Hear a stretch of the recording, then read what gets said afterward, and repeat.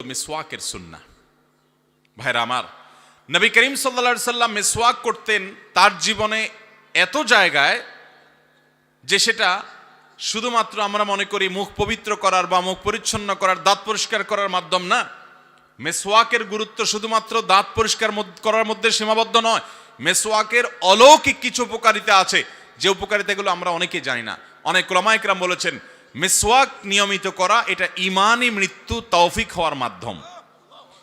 নবী করিম সাল্লাল্লাহু আলাইহি সাল্লামের জীবনের শেষ আমল কি ছিল? সর্বশেষ আমল, যার পর আর কোনো আমল করেন না, সেটা হলো মিসওয়াক। মিসওয়াক করতে করতে তিনি দুনিয়া থেকে চলে গেছেন। তিনি যখন বাসায় প্রবেশ করতেন তখন মিসওয়াক করতেন। তিনি জুমার দিন আলাদা করে মিসওয়াক করতেন।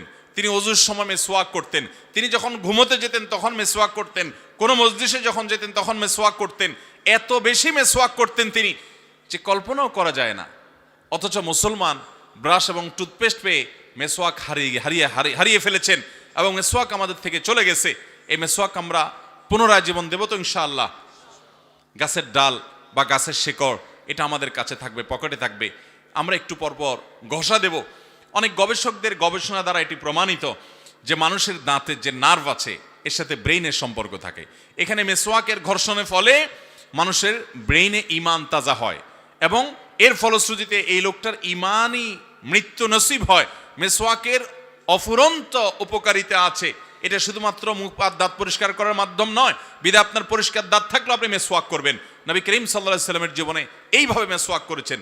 তার জীবনের শেষ মুহূর্তে আয়েশা রাদিয়াল্লাহু তাআলা আনহার ঘরে যখন তিনি শয্যাশায়ী, তখন আব্দুর রহমান আয়েশা রাদিয়াল্লাহু তাআলার ভাই প্রবেশ করেছেন, তার হাতে মিসওয়াক ছিল। তিনি আয়েশা রাদিয়াল্লাহু তাআলাকে দেখিয়ে বললেন যে, ওর হাতের দিকে ইশারা দিলেন।